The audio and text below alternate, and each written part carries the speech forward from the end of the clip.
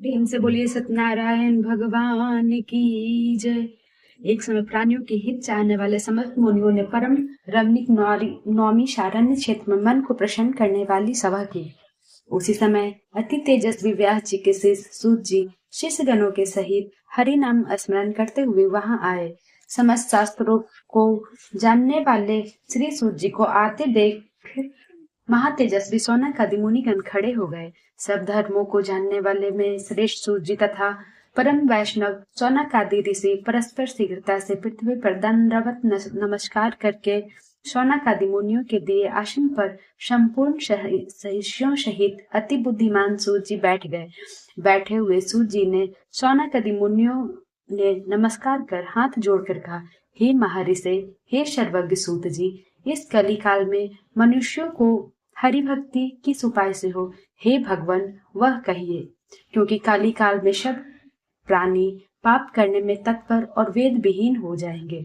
उनका कल्याण किस प्रकार होगा। इस कलयुग में मनुष्य प्राणों को धारण किए थोड़े आयु वाले, निर्धन और अनेक पीड़ा से युक्त होंगे। प्रायः पुण्य अति परिश्रम से होता है, इससे कलयुग में कोई मनुष्य पुण्य न करेगा और पुण्य के नष्ट होने से सब पापों में प्रवृत्त हो जाएंगे। तब तुच्छ ज्ञान वाले मनुष्य अपने सब वंश सहित नष्ट हो जाएंगे। हे सूत जी, किस तरह अल्प परिश्रम से थोड़े धन और कुछ ही समय में पुण्य प्राप्त हो, ऐसा कोई उपाय हम लोगों से वर्णन कीजिए, जिसके उपदेश से मनुष्य पुण्य पाप करता है वह उसका भागी होता है। पुण्य का उपदेश करने वाला दयावान, कपट रहित, निष्पाप और निर्विरोधी, यह 4 तरह के मनुष्य नारायण के समान है। संसार में ज्ञान होकर जो दूसरों को ज्ञान नहीं देता, संसार में ज्ञानी होकर जो दूसरों को ज्ञान नहीं देता, उस पर ज्ञान रूपी परमेश्वर प्रसन्न नहीं होते। जो पुरुष रत्न रूपी ज्ञान से दूसरों को संतोष देते हैं, उन्हें मनुष्य रूप धारण किए नारायण ही जाने। हे महामते, वह ऐसा कौन सा व्रत है जिसके करने से मनोवांछित फल प्राप्त हो, वह हम लोगों को सुनने की इच्छा है। हे मुनि श्रेष्ठ, आप वेद वेदांग के ज्ञाता हैं। आप जैसा दूसरा कोई वक्ता नहीं दिखता, क्योंकि श्री वेद व्यास जी के आप शिष्य हैं। सूत जी बोले, हे मुनि श्रेष्ठ, तुम धन्य हो, तुम ही वैष्णवों में अग्रण्य हो, कारण कि सब प्राणियों का तुम सदैव हित चाहते हो। हे शौनक, सुनो, मैं आपसे उस उत्तम व्रत को कहूंगा जिस व्रत को नारद जी ने लक्ष्मीपति भगवान से पूछा था और जिस प्रकार भगवान ने नारद जी से कहा। द्वितीय अध्याय। एक समय नारद जी समस्त प्राणियों के हित की इच्छा से अनेक लोकों में घूमते हुए मृत्यु लोक में आए। वहां उन्होंने देखा कि सब प्राणी अनेक पीड़ाओं से युक्त और अनेक योनियों में उत्पन्न होकर पाप कर्म में दुख पा रहे हैं। यह देखकर विचार किया कि इन लोगों का दुख किस प्रकार दूर हो। ऐसा मन में विचार कर विष्णु लोक चले गए। वहां जिनके शुक्ल वर्ण 4 भुजाएं हैं, जिन्होंने शंख चक्र को धारण किया है और वनमाला से सुशोभित देवेश नारायण हैं, उनको देखकर स्तुति करने लगे। नारद जी बोले कि हे महाराज, आप वचन और मन से न कहने न धारण के योग्य, अनंत शक्ति युक्त और निर्गुणात्मक हैं। हे महाराज, आप सब प्राणियों के उत्पन्न करता और भक्तों के दुख के नाशक हैं। यह स्तुति सुनकर विष्णु भगवान बोले, हे नारद, तुम किस काम से आए हो? तुम्हारे मन में क्या है? हमसे जो पूछोगे वह हम कहेंगे। नारद जी बोले, हे नारद, मृत्यु लोक के सब प्राणी अनेक योनियों में उत्पन्न होकर नीच पाप कर्म से क्लेशित हो रहे हैं। हे महाराज, जे छोटे उपाय से उनका क्लेश दूर हो, वह उपाय मैं सुनना चाहता हूँ। भगवान बोले, समस्त जनों पर कृपा कर तुमने बहुत अच्छा प्रश्न पूछा है, जिसके करने से मनुष्य मोह से छूट जाए। मैं ऐसा उपाय कहता हूँ, सुनो। हे नारद, जो व्रत तीनों लोक में अति दुर्लभ है, वह आज आपके कहने से प्रकाशित कर रहा हूँ। वह सत्यनारायण का व्रत है, जिसको विधि पूर्वक करने से इस लोक में सुख और परलोक में मोक्ष मिलता है। यह सुनकर नारद जी बोले, इस व्रत का क्या फल है और पूर्व में किसने किया था? किस समय यह व्रत करना चाहिए? आप विस्तार पूर्वक कहिए। भगवान ने कहा कि इसके करने से दुख, शोक आदि नाश, धन्य धान की वृद्धि और संतति की प्राप्ति तथा सर्वत्र विजय की प्राप्ति होती है। इस व्रत में मनुष्य भक्ति श्रद्धा युक्त किसी भी दिन सायं काल में सत्यनारायण की पूजा करें और भाई बंधु तथा ब्राह्मणों के साथ धर्म युक्त सवा से उत्तम नैवेद्य भोग लगावें। केले का फल, घी, दूध और गेहूं का चूर्ण लावें। गेहूं का चूर्ण न हो तो चावल का चूर्ण, खांड अथवा गुड़ मिलावें। सवा पाव अथवा सवा सेर के हिसाब से मिलकर भक्ति से सत्यनारायण को भोग लगावें। बांधवों के साथ कथा सुनकर ब्राह्मण को दक्षिणा दे। श्री सत्यनारायण के प्रसाद को अपने अपने भाई बंधुओं के साथ खाकर रात्रि में नृत्य गीत आदि करें। तदंतर सब श्रोतागण सत्यनारायण का स्मरण करते हुए अपने अपने घर जाएं। इस प्रकार व्रत करने से मनोवांछित फल मिलता है। विशेषकर इस कलिकाल में पृथ्वी पर इससे बढ़कर दूसरा कोई उपाय नहीं है। हे नारद, जिन्होंने इस व्रत को पहले किया वह कथा सुनो। काशीपुर में निर्धन सतानंद नामक एक ब्राह्मण क्षुधा पिपासा से दुखित नित्य पृथ्वी पर भिक्षा मांगने हेतु घूमता था। ब्राह्मण प्रेमी भगवान नारायण ने दुखित ब्राह्मण को देखकर बूढ़े ब्राह्मण का रूप धारण कर अति आदर से पूछा, हे विप्र, किस कारण पृथ्वी पर आप नित्य घूमा करते हैं? यह हमारे सुनने की इच्छा है। यदि आपकी इच्छा हो तो कहिए। ब्राह्मण बोला, मैं अत्यंत दरिद्र हूँ, भिक्षा के लिए पृथ्वी पर भ्रमण करता हूँ। यदि आप कुछ जानते हो तो कृपा कर पूर्ण रूप से कहिए। वृद्ध ब्राह्मण बोले, हे द्विज श्रेष्ठ, मनोरथ को सिद्ध करने वाला उत्तम श्री सत्यनारायण का व्रत करो, जिसके करने से मनुष्य सब पापों से छूट जाते हैं। वृद्ध ब्राह्मण रूपी श्री सत्यनारायण देव ने व्रत का विधान ब्राह्मण को बतलाकर आप अंतर्ध्यान हो गए। तदंतर ब्राह्मण सतानंद ने मन में निश्चय किया कि मैं कल ही श्री सत्यनारायण का व्रत करूंगा। इसी चिंता में ब्राह्मण को रात भर नींद नहीं आई। सुबह उठकर उसने यह निश्चय किया कि मैं श्री सत्यनारायण का व्रत अवश्य करूंगा। यह संकल्प कर भिक्षा मांगने गया तो उस दिन उसको सब दिनों से अधिक द्रव्य मिला। द्रव्य से उसने अपने भाइयों के साथ श्री सत्यनारायण का व्रत किया। उसके प्रभाव से दुखों से छूटकर सर्व संपत्ति से युक्त हो गया। व्रत के प्रभाव से सतानंद नगर भर में श्रेष्ठ माना जाने लगा और तभी से वह ब्राह्मण हर महीने व्रत करने लगा। भगवान ने कहा, सतानंद द्वारा किया हुआ श्री सत्यनारायण का यह पूजन है, जिसको जानकर जो मनुष्य व्रत करता है वह सब पापों से छूटकर मोक्ष को पा जाता है। जिस प्रकार पृथ्वी में इस व्रत को मनुष्य करेंगे उनका दुख अवश्य नष्ट हो जाएगा। सूत जी बोले, हे शौनक, विष्णु भगवान ने जिस तरह कहा था वह तुमसे मैंने कहा, और दूसरी बात हो जो वह पूछो। शौनक जी बोले, हे सूत जी, उस ब्राह्मण के बाद इस व्रत को किसने किया वह सुनने की इच्छा है। सूत जी बोले, हे मुनियों, जिसने व्रत को किया वह सुनिए। यह एक समय नीच धर्मानुसार जिन बांधवों के साथ व्रत को करने को उद्यत हुआ, उसी समय एक लकड़हारा वहां आया। भूख प्यास से पीड़ित काष्ठ के भार को बाहर रख ब्राह्मण के घर में जाकर उसने व्रत करते हुए ब्राह्मण को देखा। नम्रता से हाथ जोड़कर प्रणाम कर बोला, आप क्या कर रहे हैं? इसके करने से क्या फल होता है? यह विस्तार पूर्वक कहिए। ब्राह्मण बोला, मनोरथों को देने वाला, दुख और शोक को नाश करने वाला तथा सिद्धि को देने वाला यह श्री सत्यनारायण का व्रत है, जिसके प्रसाद से यह धन धान आदि प्राप्त हुआ है। यह सुनकर लकड़हारा प्रसन्न हो प्रसाद को खाकर और जल पीकर वह भगवान श्री सत्यनारायण का ध्यान करता हुआ अपने नगर को चला गया। आज लकड़ी बेचने से जो द्रव्य प्राप्त होगा उसी से मैं भगवान सत्यदेव का उत्तम व्रत को अवश्य करूंगा। ऐसा मन में विचार कर उसने लकड़ी को सिर पर रख जहाँ धनी लोग रहते थे उस नगर में गया। उस दिन लकड़हारे को दूना द्रव्य प्राप्त हुआ। वह अत्यंत सुंदर केले के फल, शक्कर, दूध, घी, गेहूं का चूर्ण सब कुछ सवाई लेकर घर में आकर अपने भाई बंधुओं को बुलाकर वह विधि से सत्यनारायण का व्रत किया। उस व्रत के प्रभाव से लकड़हारा धन पुत्र से युक्त हो गया। इस लोक में सुख पाकर अंत में सत्य लोक में चला गया। हे मुनिगण, मैं कथा कहता हूँ, उसको सुनिए। सूत जी ने कहा, राजाओं में श्रेष्ठ उल्कामुख नामक एक जितेंद्रिय राजा था। वह सदैव देव मंदिर जाया करता था। वह ब्राह्मण को नित्य धन देकर संतुष्ट किया करता था। उसकी कमल की सुदृढ़ मुख वाली प्रमुग्धा पत्नी थी। वह अपनी स्त्री के साथ भद्रशिला नदी के तट पर सत्यदेव का व्रत करता था। उसी समय वहां एक बनिया आया। वनिज के लिए बहुत धन से परिपूर्ण नाव को नदी में के तीर पर लगाकर वह तट पर उतर गया। वह राजा को व्रत करता हुआ देख नम्रता से पूछने लगा। साधु बोला, हे राजन, आप यह क्या करते हैं? वह हमसे भक्ति पूर्वक कहिए, सुनने की इच्छा है। राजा बोला, हे साधु, यह अति तेजस्वी विष्णु भगवान का पूजन है, जो अपने बांधवों के साथ पुत्र आदि प्राप्ति की इच्छा से किया जाता है। तब बनिया नमस्कार कर बोला, हे राजन, इस व्रत को मुझसे कहिए, यह मैं भी करूंगा, कारण कि मेरे भी संतान नहीं है। इस व्रत से अवश्य होगी। वह व्रत की विधि जानकर अपने घर में आकर उसने अपनी स्त्री से यह संतान प्रद व्रत कहा और यह संकल्प किया कि जब मेरे घर संतान होगी तब मैं अवश्य सत्यनारायण का व्रत करूंगा। थोड़े ही समय में उसकी स्त्री लीलावती आनंद चित्त से गर्भवती हो गई। उसने 10वें मास में अति निर्मल एक कन्या को उत्पन्न किया।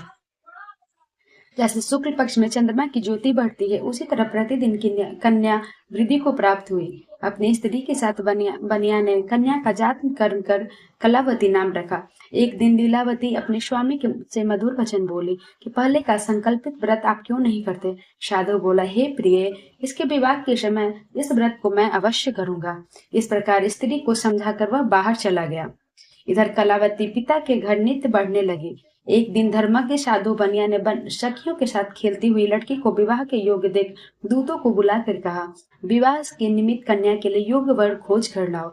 साधु की आज्ञा पाकर दूत कांचन नगर में गए। उस नगर में एक वानिक पुत्र को लेकर साधु के पास आए। उसने सुंदर गुण युक्त लड़के को देखा, जाति भाइयों के साथ प्रसन्नचित हो विधान पूर्वक अपनी कन्या का उस वानिक पुत्र के साथ विवाह कर दिया। अभाग्यवश विवाह के समय भी उस व्रत को साधु भूल गया। तब सत्यनारायण देव क्रोधित हो गए।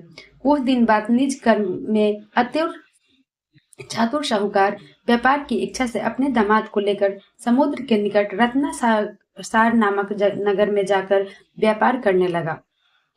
इसी समय सत्यनारायण स्वामी ने राजा की प्रतिज्ञा से भ्रष्ट देखकर उसे शाप दिया कि तेरे ऊपर बड़ा भारी दुख पड़ेगा। उसी दिन चोरों ने राजा के धन को चुरा अपने पीछे देखते हुए साधु की दिशा को चले। दौड़ते हुए राजा के दूतों को आते देख डर कर धन को यहाँ ही रखकर वो छिप गए। राजा के दूतों ने साधु के निकट आकर राजा के धन को देखा तो साधु को बांधकर आनंद चित्त हो राजा के निकट ले जाकर बोले कि हे राजन, 2 चोर लाए हैं, उनको देखकर आज्ञा दीजिए। राजा ने साधु को देखकर अविचार से आज्ञा दे दी। फिर तो दूतों ने उन्हें खूब बांधकर बंदी खाने में बंद कर दिया। श्री सूत जी बोले, सत्यदेव की माया से चंद्रकेतु राजा ने उन दोनों बनियों के बातों को कुछ न सुना और उनका सब धन ले लिया। श्री सत्यनारायण के शाप से साधु और दामाद के घर पर स्त्रियां भी बड़ी दुखित हो गईं। चोरों ने घर का धन भी चुरा लिया। आधी व्याधि से पीड़ित और भूखी प्यासी लीलावती अन्न की चिंता से घर घर घूमने लगी और कलावती कन्या भी नित्य ही घूमने लगी। एक दिन रात को भूख से दुखी कलावती एक ब्राह्मण के घर पर गई। वहां सत्यनारायण के व्रत को देखकर कथा को सुननी मनोरथ मांगी और प्रसाद को खाकर कुछ रात गए अपने घर आई। तब लीलावती अपनी कन्या को धिखारने लगी, हे पुत्री, इतनी रात तक तुम कहाँ रही? तेरे मन में क्या है? तब कन्या माता के से सत्य वचन बोले, हे माता, मनोरथ को परिपूर्ण करने वाले श्री सत्यनारायण व्रत को ब्राह्मण के घर में देखी हूँ। लीलावती कन्या कलावती का वचन सुनकर श्री सत्यनारायण के व्रत को करने के लिए उद्युक्त हुई। पतिव्रता साधु की स्त्री अपनी कन्या सहित बंधु बांधवों के साथ सत्यनारायण के व्रत को किया। उसने सत्यदेव से यह व्रत मांगा कि हे सत्यदेव, हमारे पति और दामाद जल्दी घर आवे। मेरे पति और दामाद के अपराध को आप क्षमा करने योग्य हैं, अतः क्षमा कीजिए। इससे सत्यनारायण स्वामी संतुष्ट हो गए और चंद्रकेतु राजा को स्वप्न में दिखाया कि हे राजन, कल सवेरे ही दोनों सज्जन बनियों को छोड़ देना और उसका धन जो भी तुमने लिया है वह दे देना, नहीं तो हम धन पुत्र के सहित तेरा राज्य नष्ट कर देंगे। यह बात राजा से कहकर सत्यनारायण प्रभु अंतर्ध्यान हो गए। तब प्रातः काल के समय राजा निज जनों के साथ सभा में उपस्थित हो मंत्री जनों से यह अपना स्वप्न सुनाकर कहा, बांधे हुए बनियों को शीघ्र छोड़ दो, ऐसा आदेश दिया। यह सुनकर दूत लोग बनियों को बंदी खाने से छुड़ाकर राजा के निकट लाए और विनय युक्त वचन बोले, हे महाराज, हम इन दोनों बनियों को बंधन से छुड़ाकर लाए हैं, अब आपकी क्या आज्ञा है? उन दोनों ने महाराज चंद्रकेतु को नमस्कार कर पूर्व वृतांत का स्मरण करते हुए राजा चंद्रकेतु से साधु तथा दामाद ने कुछ नहीं कहा। वानिक पुत्र को देखकर राजा आदर से बोले, अभाग्यवश तुमको बड़ा दुख मिला, तुम लोग भय न करना। इस प्रकार राजा ने कहकर दोनों के हाथ पैर की हथकड़ी बेड़ी कटवा कर क्षौर कर्म करवाया। फिर वस्त्र और आभूषण देकर बनिया को अत्यंत संतुष्ट किया। पहले जितना धन लिया था उसका दूना धन देकर कहा, अब आप अपने घर जाइए। दोनों बनियों ने राजा को नमस्कार कर कहा कि आपकी कृपा से घर जाते हैं। प्रेम से बोलो सत्यनारायण भगवान की जय। सूत जी बोले, साधु भगवान की मंगलाचार पूर्वक पूजा कर ब्राह्मणों को धन देकर निज नगर को चला गया। कुछ दूर जाने पर श्री सत्यनारायण देव ने वैश्य की मन की बात जानने के लिए पूछा कि तुम्हारे नाभ में क्या है। मदोन्मत्त महाजन बनिया हंसकर बोला, दंडिन, यह क्यों पूछते हो? क्या धन लेने की इच्छा है? मेरी नाव में लता पत्रादिक है।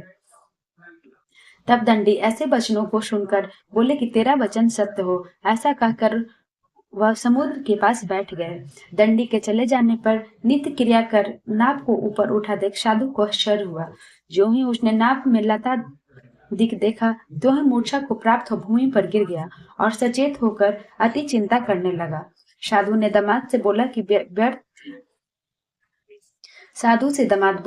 व्यर्थ शोक क्यों करते हो? वे ही दंडी महाराज ने साप दिया है, वे सब कुछ कर सकते हैं, इसमें संशय नहीं। इसलिए उन्हीं की शरण में चले, क्योंकि मनोरथ उन्हीं से सिद्ध होगा। साधु दामाद के वचन को सुनकर दंडी के पास गया और दंडी को प्रणाम कर भक्ति से देखकर आदर युक्त वचन बोला, जो मैंने आपसे कहा था वह अपराध को क्षमा कीजिए। यह कहकर बारंबार नमस्कार कर शोकाकुल हो गया। तब दंडी उसको रोते हुए देखकर बोले, रो मत, मेरे वचन को सुन। तू मेरी पूजा से सदा मुंह फेरे रहता है और मेरी इच्छा से हे दुर्बुद्धे तुझे बारंबार दुख मिलता है। भगवान का यह वचन सुनकर साधु स्तुति करने लगा। साधु बोला कि स्वामीन, आपकी माया से मोहित ब्रह्मा आदि देवता भी आपके बड़े अद्भुत गुण और रूप को नहीं जानते। आपकी माया से मोहित मैं मूढ़ आपको कैसे जान सकता हूँ? अतः हमारे ऊपर प्रसन्न हो जाइए। मैं यथाविधिवत विस्तार से आपका पूजन करूंगा। मैं आपका शरणागत हूँ, मुझे पहले वाला सब धन दे दीजिए। उसके भक्ति युक्त वचन सुन भगवान संतुष्ट हो गए और मनोवांछित वर देकर वहीं अंतर्ध्यान हो गए। साधु नाव को धन से परिपूर्ण देखकर उस पर चढ़ गया। सत्यदेव की कृपा से मनोरथ पूर्ण हुआ। यह बात अपने स्वजनों से कह यथा विधि पूजन कर सत्यदेव की कृपा से बड़ा हर्षित हुआ। नाव को यत्न से सहेज कर अपने देश को चल दिया। अपने नगर में के समीप साधु आकर दामाद से कहने लगा कि यह मेरी रत्नपुरी देखें। ऐसा कहकर उसने धन की रक्षा करने वाले दूत को वहां भेजा।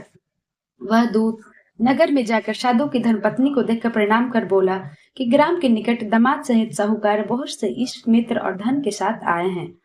दूत के मुख से ऐसे वचन सुनकर साधु की स्त्री बड़ी हर्षित हो सत्यदेव का पूजन कर कन्या से कहने लगी, मैं जाती हूँ, तुम भी शीघ्र व्रत समाप्त कर आओ।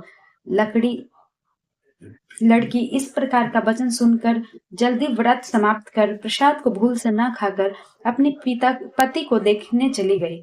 इससे सत्यदेव क्रोधित होकर उसके पति को नाव सहित जल में डुबो दिया। कलावती कन्या अपने पति को न देखकर बड़े शोक से रोते हुई भूमि पर गिर पड़ी। साधु ने कन्या को अति दुखी देखकर डरे हुए मन से कहा, यह क्या हुआ? और नाव चलाने वाले भी चिंता करने लगे। तब लीलावती कन्या को दुखी देख अति विहिल होकर रोने और अपने पति से कहने लगी, इसी छन्नाव के साथ वे कैसे अलक्षित हो गए। न जाने किस देवता के अनादर से नौका जल में नहीं दिख रही। श्री सत्यदेव के महात्म्य को कौन जान सकता है? यह कहकर वह अपने जनों के साथ विलाप करते हुए कन्या को गोद में लेकर रोने लगी और कलावती भी स्वामी को न देखने से अति दुखित हो पति की पादुका लेकर सती होने की इच्छा करने लगी। कन्या का यह चरित्र देखकर धर्मज्ञ साधु बनिया स्त्री के साथ अत्यंत शोक से युक्त होकर विचार करने लगा कि मैं सत्यदेव की माया से बारंबार छला गया हूँ। यह यथाविभव श्री सत्यनारायण का पूजन करूंगा। इस प्रकार सबको बुलाकर कहने लगा और पृथ्वी पर गिरकर साष्टांग दंडवत किया। इसी पर दिनों के पालन करने वाले सत्यनारायण भगवान संतुष्ट हो गए। भक्त वत्सल सत्यदेव जी की कृपा से आकाशवाणी हुई कि तुम्हारी कन्या प्रसाद को त्याग कर पति को देखने चली आई। इसी कारण इसका पति अदृश्य हो गया है। यदि तुम पुनः घर जाकर प्रसाद भक्षण कर आएगी तब पति को निसंदेह पाओगे। कन्या ने यह आकाशवाणी सुनकर पुनः घर जाकर प्रसाद भक्षण कर अपने पति को देखा।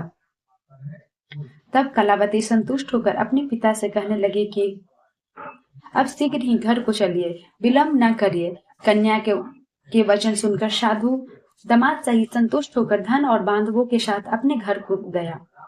उसी दिन से वह हर महीने और संक्रांति पर विधि पूर्वक सत्यदेव की पूजा करने लगा। इस तरह सुख प्राप्त कर वह अंत में सत्यदेव के लोक को चला गया। फिर सूत जी कहने लगे कि हे मुनि श्रेष्ठ, मैं आपसे और भी कथा कहता हूँ। प्रेम से बोले सत्यनारायण भगवान की जय। श्री सूत जी बोले, प्रजा पालन में तत्पर एक तुंगध्वज नामक राजा रहता था, जिसने सत्यदेव के प्रसाद को त्यागने से अति दुख पाया। एक दिन उसने वन में जाकर मृग आदि अनेक पशुओं को मारा और पीछे आकर बट वृक्ष के नीचे श्री सत्यदेव भगवान का पूजन देखा, जिसको गोप लोग बांधु बांधव युक्त संतुष्ट चित्त से करते थे। अहंकार से राजा न वहां गया और न ही सत्यदेव को प्रणाम किया। जब वे गोप राजा को प्रसाद देने लगे तो राजा ने प्रसाद नहीं लिया। तब वे गोप वहां प्रसाद को रखकर चले आए। राजा ने भगवान का अनादर किया। इस तरह प्रसाद का अनादर करने से उसे अति दुख पाया। उस राजा के 100 पुत्र थे, वे मर गए और धन धान भी नष्ट हो गए। तब राजा ने अपने मन में विचार किया कि सत्यदेव ने ही धन नष्ट कर दिया है, इसलिए मैं वहीं जाऊं जहां पूजन होता था। यह विचार वहां जाकर अहीरों के साथ भक्ति श्रद्धा युक्त होकर विधि से उसने सत्यदेव का पूजन किया। तब सत्यदेव के प्रसाद को से धन पुत्र आदि युक्त हुआ और इस लोक में सुख पाकर अंत में सत्यलोक को चला गया। जो प्राणी अति दुर्लभ इस सत्यदेव को व्रत को करता है और भक्ति युक्त होकर पवित्र फल देने वाली कथा को सुनता है, उसको सत्यदेव के प्रसाद से धन धान्य आदि प्राप्त होते हैं। दरिद्र धन पावे, कैदी छूट जावे, भार्यात भय से छूटे, इसमें कोई संशय नहीं। इस पुनीत व्रत को करने से प्राणी सदा सुख पाकर अंत में सत्यदेव के लोक में जाता है। सूत जी कहते हैं, विप्रो, मैंने सत्यनारायण के व्रत को आप लोगों से कहा, जिसके करने से मनुष्य सब पाप उससे छूट जाता है। विशेषकर सत्यदेव की पूजा कली काल में फल देने वाली है। उन्हीं को कोई काल, कोई सत्य, कोई परमेश्वर, कोई सत्यनारायण और कोई सत्यदेव कहेंगे। सत्य रूपी विष्णु सनातन कलयुग में अनेक रूप धारण कर सबको मन वांछित फल देने वाले होंगे। हे मुनि श्रेष्ठ, जो प्राणी इसको पढ़ता या सुनता है, उसके संपूर्ण पाप सत्यदेव के प्रसाद से नष्ट हो जाते हैं, इसमें कोई भी संशय नहीं है। प्रेम से बोलिए सत्यनारायण भगवान की जय।